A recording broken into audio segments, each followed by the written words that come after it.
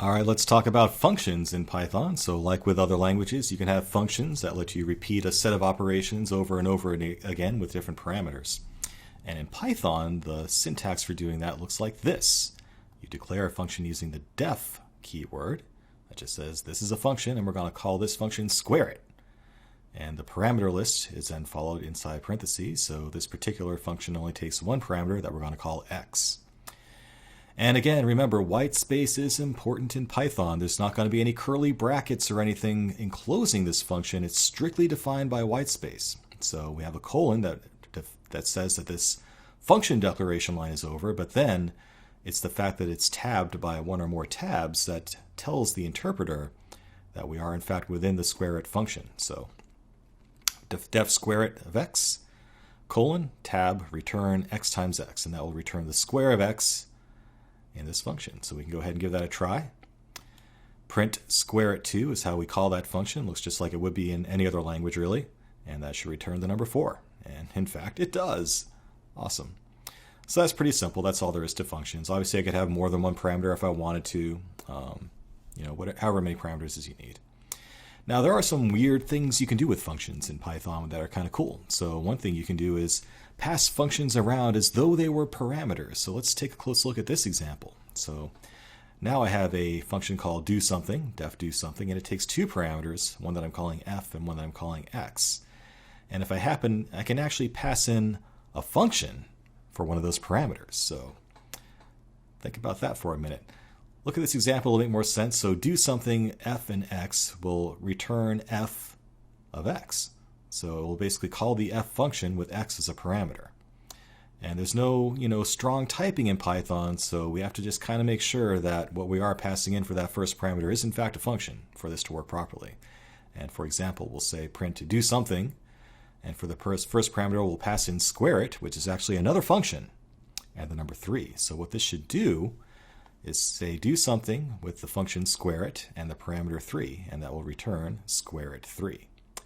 And 3 squared last time I checked was 9, and sure enough that does in fact work. So that might be a little bit of a new concept to you, passing functions around as parameters. So if you need to stop for a minute there, pause and let that sink in, play around with it, please feel free to do so. Again, I encourage you to stop and take this at your own pace. One more thing that's kind of a Python-ish sort of a thing to do that you might not see in other languages is the concept of lambda functions. And it's kind of called functional programming. The idea is that you can inline a simple function into a function. So, for example, this makes the most sense with an example. We'll print do something, and remember our first parameter is a function. So we can actually, instead of passing in a named function, I can declare this function inline using the lambda keyword. So lambda basically means I'm defining an unnamed function that just exists for right now. It's transitory. And it takes a parameter x. So that's the syntax here. Lambda means I'm defining an inline function of some sort, followed by its parameter list. It has a single parameter x, and the colon, followed by what that function actually does. So I'm going to take the parameter x and multiply it by itself 3 times to basically get the cube of a parameter. So in this example, do something will pass in this lambda function as the first parameter, which computes the cube of x, and the parameter 3. So what's this really doing under the hood? This lambda function is a function of itself that gets passed in as f up here and do something. And x here is going to be 3. That will return f of x, which will end up executing our lambda function on the value 3. So that 3 goes into our x parameter, and our lambda function transforms that into 3 times 3 times 3, which is, of course, 27. Okay. Now this comes up a lot in when we start doing MapReduce and Spark and things like that. So if you're going to be dealing with Hadoop sorts of technologies later on, this is a very important concept to understand. Again, I encourage you to take a moment to let that sink in and understand what's going on there if you need to. Okay? We're good? If so, let's move on. Boolean expression syntax is a little bit weird, or unusual at least, in Python. As usual, we have the double equal symbol that can test for equality between two values. So does 1 equal 3? No, it doesn't. But false, the value false, is the special value designated by capital F false. So remember, when you're trying to test, when you're doing Boolean stuff, the relevant keywords are true with a capital T and false with a capital F. That's a little bit different from other languages that I've worked with, so keep that in mind. Print true or false. Well, true or false is true because one of them's true. Comes back true. The other thing we can do is. So is sort of the same thing as equal. It's a more Pythonish representation of equality. So 1 equals 3 is the same thing as 1 is 3, but this is considered the more Pythonic way of doing it. So 1 is 3 comes back as false because 1 is not 3. And we can also do if-else and else-if blocks here too. So doing something a little bit more complicated here, if 1 is 3, I would print how did that happen? But of course 1 is not 3, so we fall back down to this else-if block. So otherwise, if 1 is not 3, we will test if 1 is greater than 3. Well, that's not true either, but if it did, we print yikes. And we will finally fall into this catch-all else clause that will print all is well with the world. In fact, 1 is not 3, nor is 1 greater than 3. And sure enough, all is well with the world. So, other languages have very similar syntax, but this is the peculiarities of Python and how to do an if-else or else-if block. Okay? So again, feel free to keep this notebook around. Might be good reference later on. Moving on to the last concept I want to cover in sort of our Python basics is looping, and we've seen a couple of examples of this already, but just to do another one. For example, we can use this range operator to automatically define a list of numbers in the range. So if we say for x in range 10 produces a list of 0 through 9.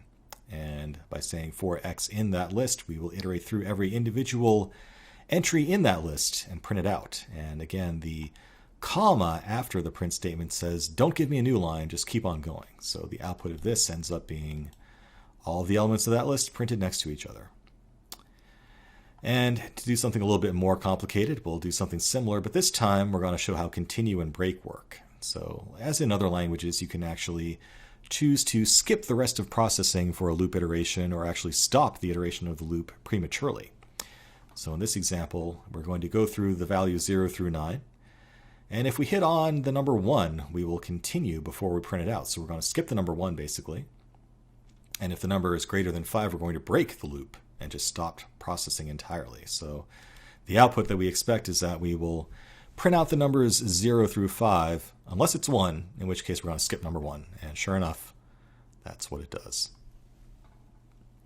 Another syntax is the while loop, kind of a standard looping syntax that you see in most languages. So we can also say start with x equal to 0, and while x is less than 10, print it out, and then increment x by 1. So this will go through over and over again, incrementing x until it's less than 10, at which point we break out of the while loop and we're done. So it does the same thing as this first example here, but just in a different style. Prints out the numbers 0 through 9 using a while loop. So just some examples there. Nothing too complicated. Again, if you've done any sort of programming or scripting before, this should be pretty simple. Now, to really let this sink in, I've been saying it throughout this entire lecture. Get in there, get your hands dirty, play with it. So I'm going to make you do it.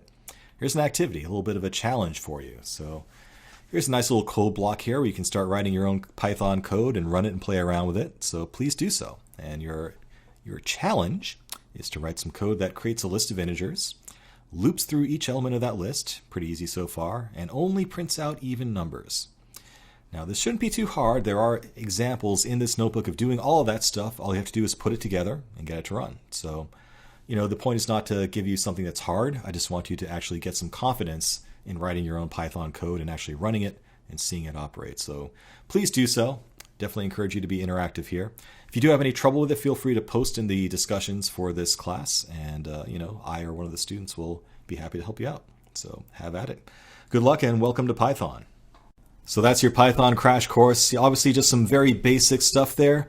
As we go through more and more examples throughout the course, it'll make more and more sense since you have more examples to look at. But if you do feel a little bit intimidated at this point, maybe you're a little bit too new to programming or scripting, and it might be a good idea to go and take a Python course before moving forward. But if you feel pretty good about what you've seen so far, let's move ahead and we'll keep on going.